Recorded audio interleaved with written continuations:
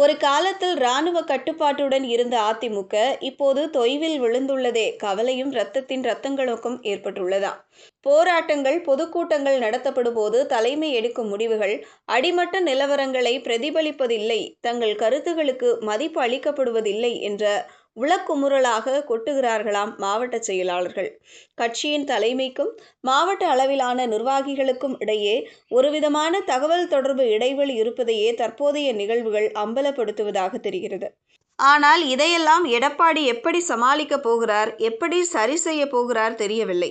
இதுபோன்ற உட்கட்சி பூசல்கள் தேர்தல் நேரத்தில் கட்சிக்கு பின்னடைவை ஏற்படுத்தக்கூடும் என்றே தெரிகிறது.